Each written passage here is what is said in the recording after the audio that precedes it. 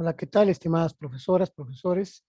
El maestro Enrique Rendón, nuevamente aquí en una sesión más para nuestro curso de la Universidad de la Singularidad. Vamos a comenzar. Les voy a compartir la presentación para esta segunda sesión. Un saludo también al doctor Francisco Javier Herrera González, rector de nuestra universidad. Pues bien, estamos ya ocupándonos en esta segunda sesión de nuestro curso Dificultades de la lectura, comprensión de textos y fluidez lectora como componente del proceso lector. Vamos a presentar esta sesión con una frase como es nuestra costumbre, que dice así: el libro es fuerza, es valor, es alimento, antorcha del pensamiento y manantial del amor. Esto es una frase de Rubén Darío, un poeta nicaragüense, que si bien no hace alusión a la lectura como tal, sí al libro, que está, bueno, por supuesto, muy relacionado con esto. Un libro nos alimenta, nos fortalece, ilumina lo que pensamos, y para este poeta, pues también nutre esta parte amorosa que los seres humanos también tenemos. Lo que veremos en esta sesión 2, veremos la segunda parte de las dificultades de la lectura, y con dos subtemas muy interesantes. El primero se llama Entre el cerebro y el ojo, y el otro son las implicaciones en la lectura precisamente de esta relación cerebro-ojo. Bueno, comencemos con esto entre el cerebro y el ojo. Algunos datos que nos van a ayudar a entender muchas cosas que nos pasan cuando leemos. Vamos a ver que a los ojos se les atribuyen demasiados méritos por la visión, y esto es de alguna manera no del todo cierto, un poco errado. Los ojos no ven en un sentido literal, los ojos miran, y son mecanismos para la recopilación de información para el cerebro. Entonces hay que quitarnos esta idea: el ojo no ve, el ojo mira y va a recopilar información que se manda a la parte de la zona visual del cerebro, que está en la parte de atrás. Y vamos a ver que las decisiones perceptuales del cerebro pues se basan solo parcialmente en la información que proviene de los ojos. Se basan mucho más en la información que el cerebro ya posee. Entonces, esto es algo que tenemos que tomar muy en cuenta. Es una cuestión meramente parcial lo que viene de los ojos, y tenemos más bien mucho más información ya en nuestro cerebro. Digamos que ya que es el cerebro el que determina lo que vemos y cómo lo vemos. Esta es la razón. Si ustedes observan esta figura de la parte de abajo, esta ilustración, bueno, veremos la zona visual del cerebro, en donde ya hay mucha información que condiciona la manera en cómo el ojo recopila y manda esa información al cerebro, que es lo que queremos ahorita comentar. Y consideraremos tres aspectos particulares del sistema visual. Uno, el cerebro no ve todo lo que está enfrente de los ojos. Ese es un elemento. Dos, el cerebro no ve todo lo que está enfrente de los ojos inmediatamente. Entonces, no ve todo lo que está enfrente de nosotros y tampoco lo hace de forma inmediata. Y tercero, el cerebro no recibe información de los ojos continuamente. O sea, sí la recibe, pero no de una manera continua. Entonces, estas tres consideraciones en conjunto nos van a conducir a tres implicaciones importantes para la lectura y, por consiguiente, para el aprendizaje de la misma lectura. Vamos a ver tres elementos o estas implicaciones, que son: uno, la lectura debe ser rápida; dos, la lectura debe ser selectiva; y tres, la lectura depende de la información no visual. Esto era la información visual y no visual, si ustedes se acuerdan, había sido parte del video anterior que habíamos ya comentado. Entonces debe ser rápida, selectiva y depende de lo no visual. Es algo que nos puede llamar mucho la atención. Y si es no visual, es lo que tenemos ya acumulado en nuestro cerebro. Es nuestra información que ya tenemos. Y esto, bueno, nos lleva a hablar sobre las limitaciones de la visión. Aquí nos tiene que quedar claro, el cerebro no ve todo. Los mensajes que pasan de los ojos al cerebro, pues se someten a cierto número de análisis y transformaciones durante su recorrido. Esto es lo que va a ir sucediendo. Hay varias cosas que están sucediendo en esta parte de los mensajes. Es decir, nuestra percepción de si algo se está moviendo o no depende en mucho del conocimiento que tengamos acerca de lo que nuestros músculos oculares están haciendo cuando la información visual es recibida por el ojo. Vamos a poner aquí un ejemplo. Si movemos voluntariamente un ojo de izquierda a derecha usando nuestros músculos oculares, pues no vemos la computadora en nuestro campo visual en movimiento. Pero si movemos el ojo en la misma dirección, empujándolo con un dedo, es decir, moviendo el ojo sin mover los glóbulos oculares, entonces vemos la pared en movimiento.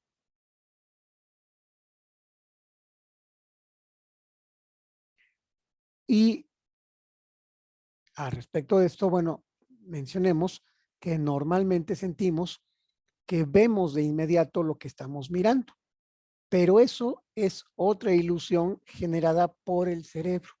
No es verdad que vemos de inmediato lo que estamos mirando.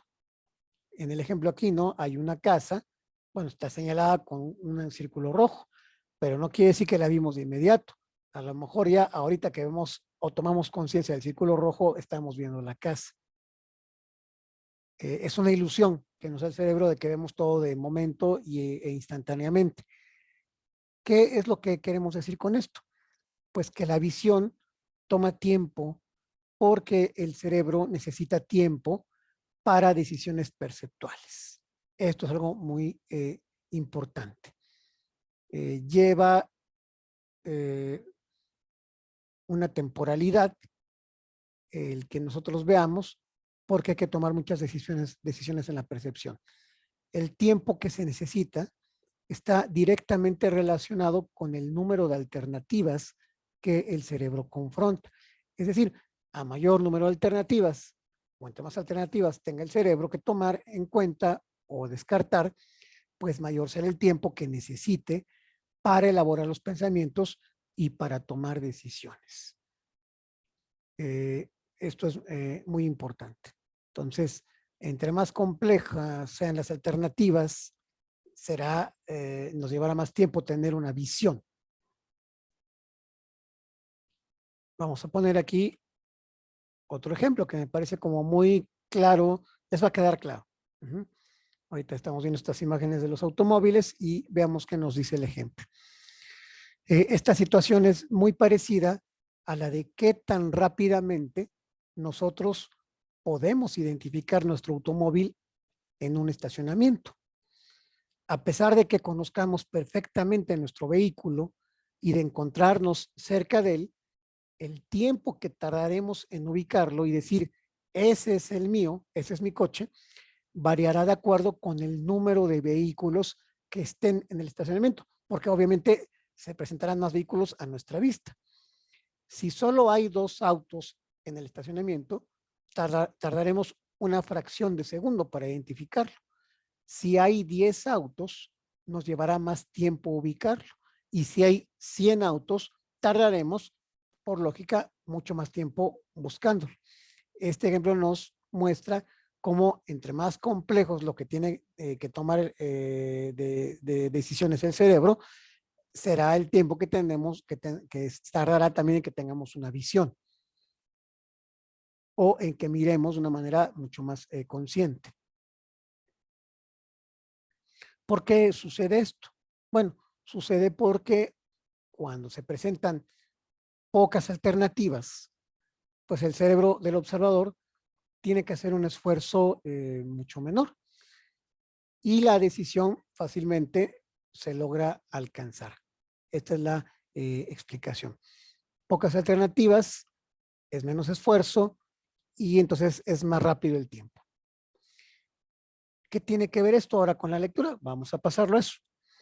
En la lectura es imprescindible que el cerebro haga uso de cualquier cosa relevante que ya conozca, es decir, de la información no visual, es lo que ya conocemos, para poder reducir el número de alternativas y que entonces podamos mirar de una manera más rápida, más efectiva.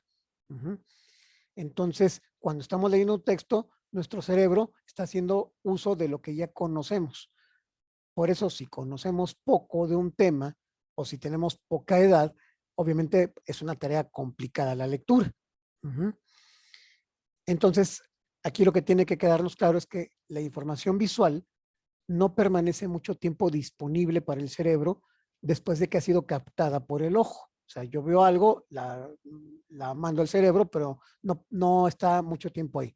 La información visual permanece en algún lugar de la cabeza durante un corto periodo de tiempo, mientras el cerebro trabaja con la información recogida por el ojo en los primeros milisegundos de cada mirada. O sea, esto pasa de una manera así, instantánea. Entonces, está en algún momento, un periodo corto, el cerebro trabaja con la información, pero es de manera instantánea en cada mirada que tenemos.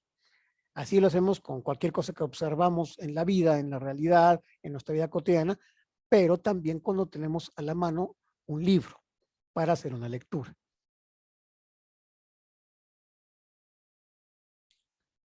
Aquí, bueno, estamos viendo una imagen de esta película de Intensamente, ¿no? Donde vean cómo están estos bancos de información y vamos a escoger, ¿no? ¿Qué es lo que se va a activar? Esto es bueno porque en psicología se ha acuñado un término para designar el sitio donde se supone que esa información reside. ¿Dónde está esa información no visual? Bueno, entre el tiempo en que el ojo la ha enviado y el tiempo que el cerebro ha ocupado para tomar sus decisiones. Este sitio es conocido como almacenamiento sensorial. Entonces, ustedes ven la imagen de acá arriba, bueno, es un almacén de muchas informaciones sensoriales. Pero también se sabe que el almacenamiento sensorial persiste muy poco. ¿Por qué? Porque el cerebro necesita un segundo completo, incluso para decidir acerca de la cantidad limitada que usualmente es capaz de percibir en una sola mirada.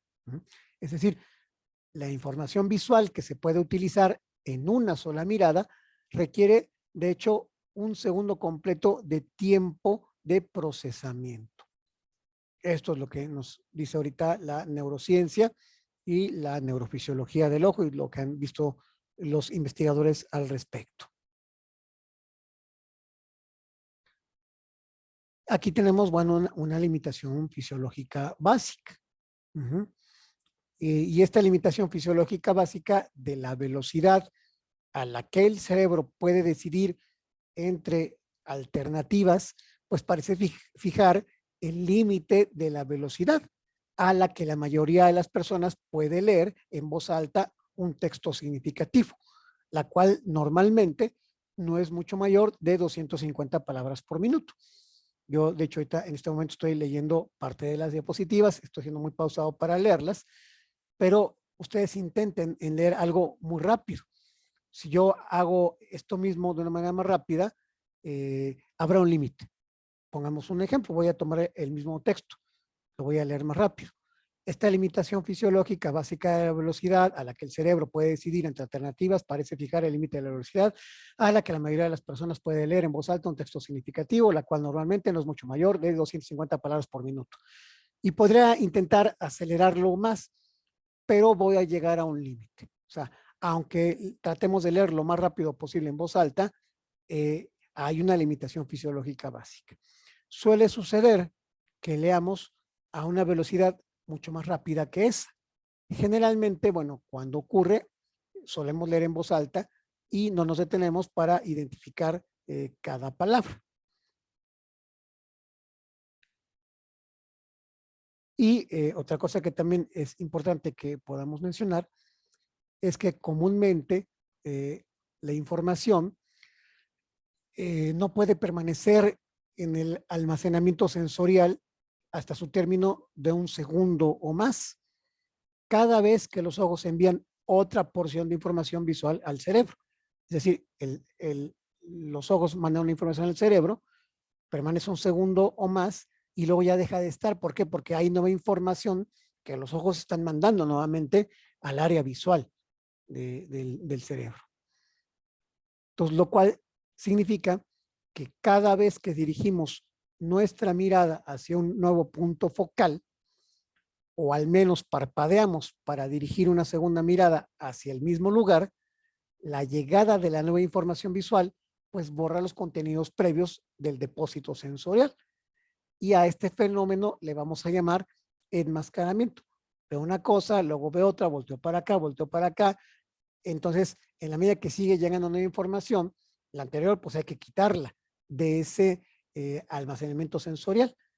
Y esto le vamos a llamar enmascaramiento. ¿Por qué estamos haciendo esto? Porque esto va a pasar también precisamente con la lectura. Yo aquí tengo un libro en la mano y cuando empiezo a revisarlo, pues veo una página, veo la otra, veo un párrafo, veo el otro, y entonces va entrando la información al ojo, pero también la va barriendo porque tiene que llegar nueva información, nuevas palabras, nuevos párrafos.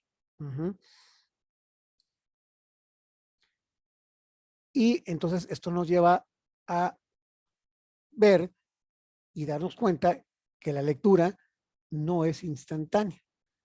El cerebro no puede procesar toda la información visual de una página impresa.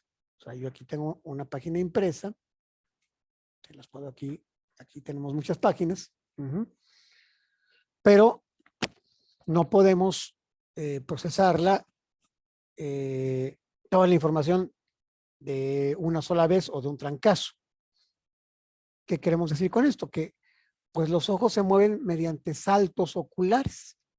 Se detienen en fijaciones para seleccionar la información visual. Aquí está el ojo, veo algo, se detiene y fija una selección de información visual. Y luego vuelve a ser otra y otra y otra, ¿no? Normalmente en una dirección progresiva. Nosotros aprendimos a leer por nuestra cultura de izquierda a derecha haciendo saltos oculares, salto, me fijo, salto, fijo, salto, fijo, y así vamos leyendo un renglón, otro renglón, vamos bajando. Aquí lo que tenemos que ver es que la lectura lenta, pues en ese sentido va a interferir en la comprensión. ¿Por qué? Pues porque tanto la memoria a corto plazo como la memoria a largo plazo, pues ambas tienen sus limitaciones, pero solo afectan a los lectores que logran traer el mínimo sentido de lo que están haciendo en primera instancia. ¿Esto qué quiere decir? Bueno, que cuando un lector puede derivar sentido del texto y no se esfuerza por memorizar, no hay conciencia incluso de las obstrucciones o dificultades de la memoria. Por eso es que se va a procurar que una buena lectura sea una lectura más o menos rápida. Entre más lento leamos, más difícil nos va a costar comprender lo que estamos leyendo. Y bueno, esto que hemos dado la información del cerebro y el ojo tiene pues muchas implicaciones para la lectura. Vamos a ver algunas de ellas, ¿no? Implicaciones para la lectura y su aprendizaje. Aquí lo importante es que la lectura sea rápida, selectiva y que dependa de la información no visual. Queremos ser buenos lectores, hay que leer de una manera rápida, seleccionada y que dependa de la información que ya tenemos en nuestro cerebro. O sea, que no dependa tanto de lo que estemos viendo. Esto suena como un poco paradójico. Acuérdense que nosotros vemos dependiendo de la información previa que ya tenemos en el cerebro, de lo no visual. Así es como vamos percibiendo las cosas, incluso que va captando el ojo. Y como comentábamos, la lectura pues debe ser rápida. ¿Por qué?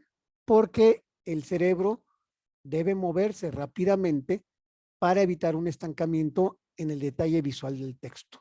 Si no nos movemos rápidamente, entonces nos quedamos fijados en una palabra, en otra, en una imagen, y entonces ya nos perdimos.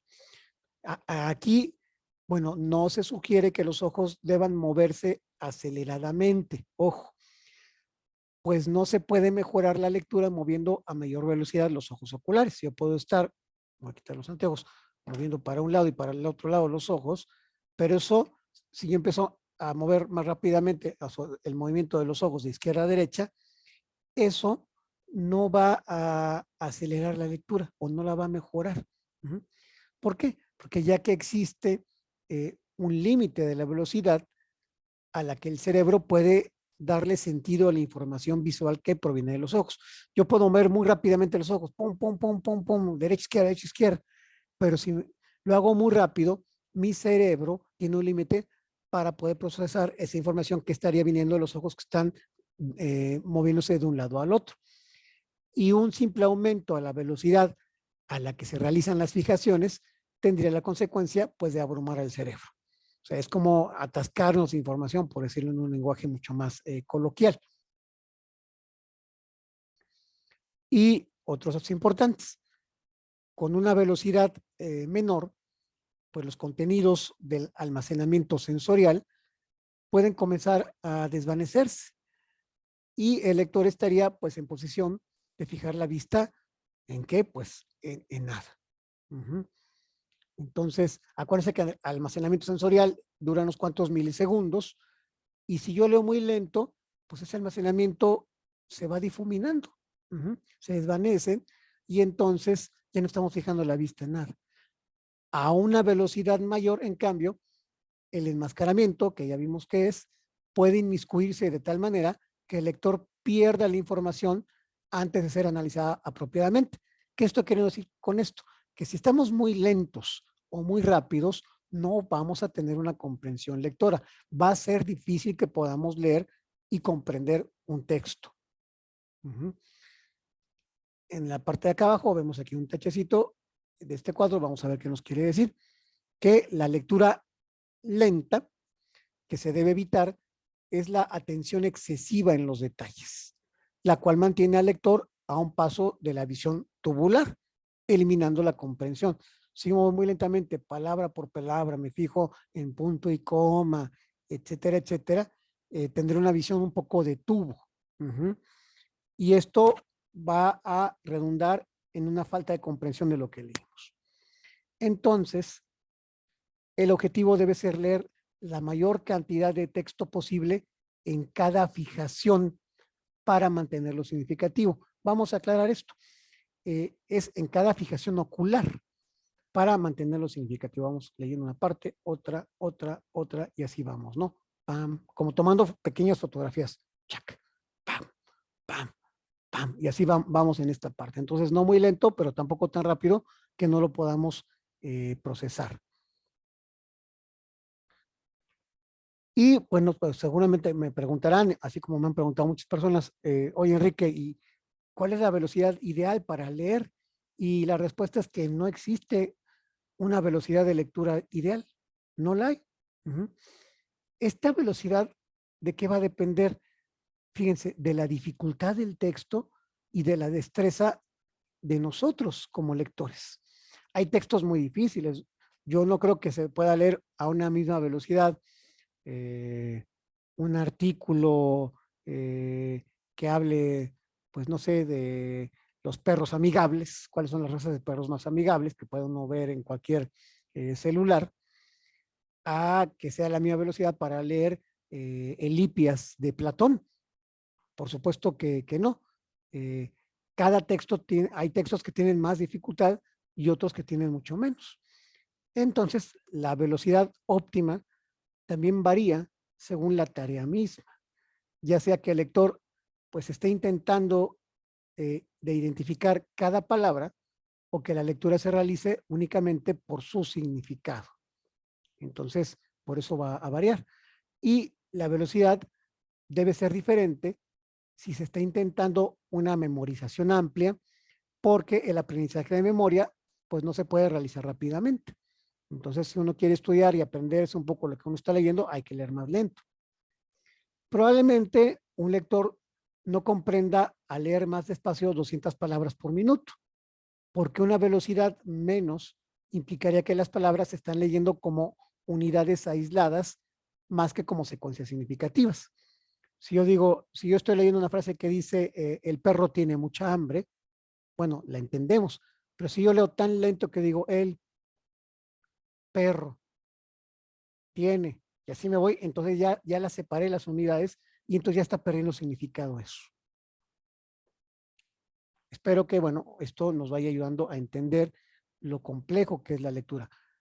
Como se diría el dicho coloquial, en la lectura es ni tanto que queme al santo y ni tanto que no lo alumbre, es decir, ni tan lento que no podamos comprender, ni tan rápido que no podamos procesar la información y darle un significado. Por lo tanto, bueno, vamos a llegar a estas conclusiones. Vamos a ver que mientras que la comprensión exige una lectura relativamente rápida, la memorización demanda que el lector trabaje más despacio. ¿Qué sugiero yo muchas veces a los alumnos? Que hagan primero una lectura relativamente rápida y cuando ya quieran estudiar o memorizar, hagan una segunda lectura del texto de una manera mucho más pausada. Y eso, bueno, es una técnica no nada más de lectura, sino de estudio. Otra conclusión que tenemos es que, como consecuencia, se puede impedir la comprensión y en cualquier caso la memorización pues se vuelve insustancial. Si el cerebro ya tiene una idea clara de lo que está en la página, entonces se puede tolerar una lectura más lenta y dedicar un mayor tiempo a la memorización. Entonces, primero leamos un texto de una manera rápida, fluida, y entonces ya cuando sabemos de qué va o de qué trata el texto, entonces ya puedo tolerar, mis ojos y mi cerebro pueden tolerar una lectura mucho más lenta y puedo dedicarme entonces a memorizar. Sin embargo, deben evitarse los excesos de memorización cuando se está aprendiendo a leer, ojo con esto, o cuando no se está familiarizado con el lenguaje o con el tema. Yo no puedo memorizar algo si no estoy familiarizado bien con el tema o el lenguaje es muy técnico y no lo conozco. Entonces ahí lo recomendable es leer pues lo más fluido que se vaya pudiendo. Y otro elemento también muy importante para la lectura es que debe ser selectiva. Vamos a dar dos ideas al respecto de esto. Primero, el cerebro pues carece del tiempo suficiente para atender toda la información impresa y puede sobrecargarse fácilmente con la información visual. Esto es un primer elemento.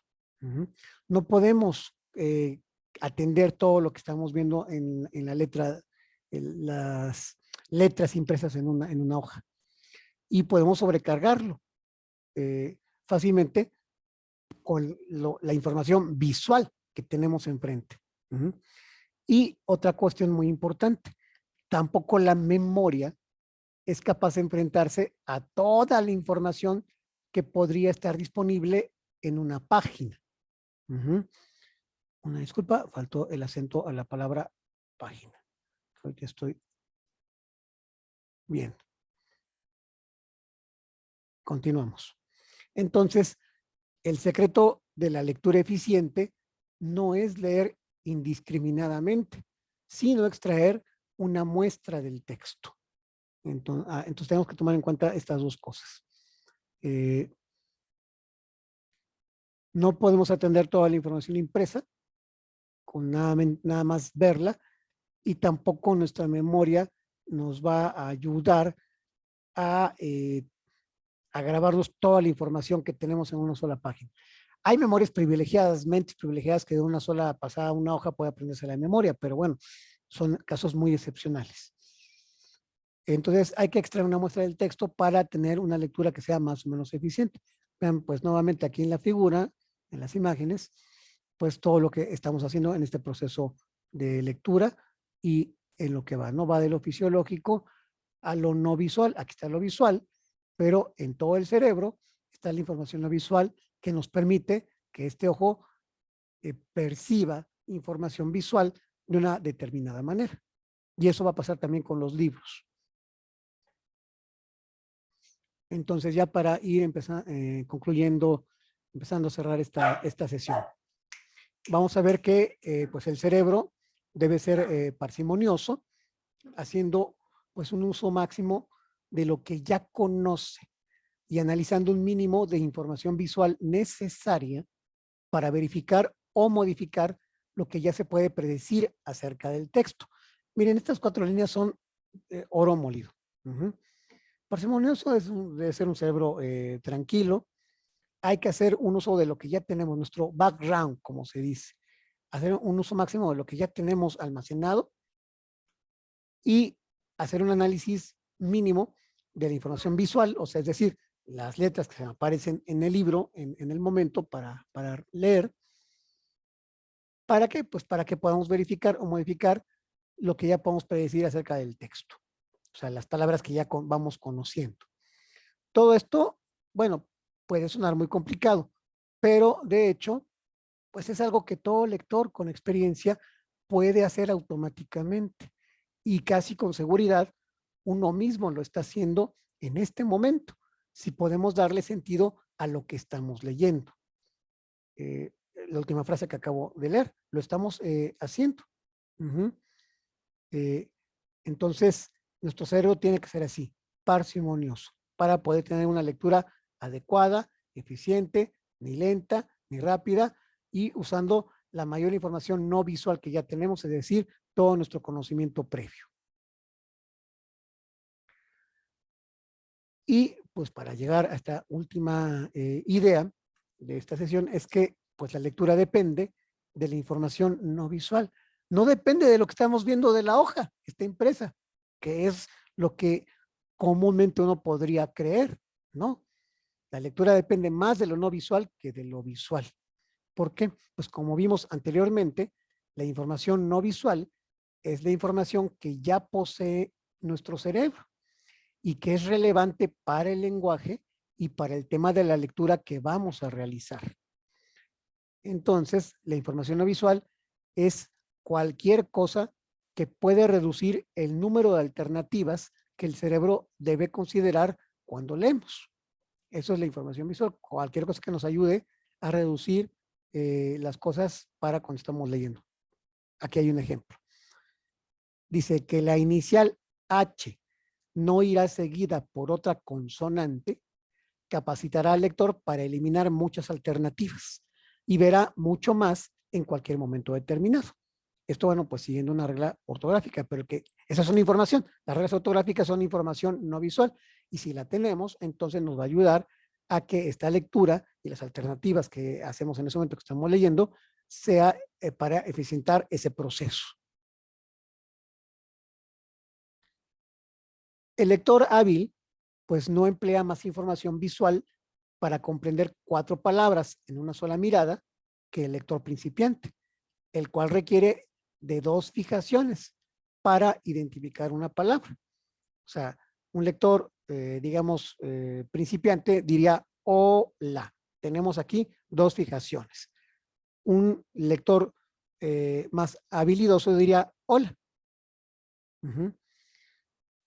Es decir, un lector principiante estaría, voy a leer desde una parte como principiante la primera estrofa. Un principiante diría, el lector hábil no emplea más información, etcétera, etcétera. Y un lector hábil es como lo que hemos estado ahorita haciendo. Es decir, toda la información adicional que los lectores hábiles necesitan es proporcionada por lo que ya conocen, por lo que ya tiene nuestro cerebro. Cuando los lectores fluidos encuentran un párrafo que es difícil de leer porque está escrito deficientemente o porque está repleto de información nueva, el número de fijaciones que ellos efectúan se incrementa y la velocidad de la lectura disminuye. Es decir, un lector hábil puede leer fijando, quitando, fijando, quitando de una manera muy fluida. Pero cuando llega algo que está complicado porque se escribió mal o porque es muy nuevo, ahí se detiene un poco la velocidad y vamos haciendo mayor número de fijaciones, haciendo que la lectura disminuya, la velocidad de la lectura, para poder comprender una parte que es difícil de entenderle el texto. Así nos pasa, hay libros que podemos ir leyendo página tras página, pero de repente llega una página que nos cuesta más trabajo. ¿Por qué? Porque esa información no visual no la tenemos todavía procesada o resguardada en nuestros sistemas y bancos de memoria. Y bueno, esto es como lo más importante que queríamos yo comentarles para esta segunda sesión. Agradecerles muchísimo su atención. En la siguiente sesión veremos la segunda parte que tiene que ver con la comprensión de textos. Veremos competencia, capacidades lectoras y los procesos cognitivos de la comprensión lectora. No me queda pues más que agradecerles su atención. Muchísimas gracias, profesoras, profesores. Nos vemos en la siguiente sesión de esta serie de clases que tienen que ver pues con las dificultades de la lectura, comprensión de textos y fluidez lectora como componente del proceso lector. Soy Enrique Rendón, les deseo que tengan una feliz tarde, noche, día a la hora que estén ustedes viendo este video. Cuídense mucho y nos vemos la próxima. Se despiden ustedes también aquí mis pequeñas amigas que seguramente las estarán acompañando en las siguientes sesiones. Bueno, hasta luego.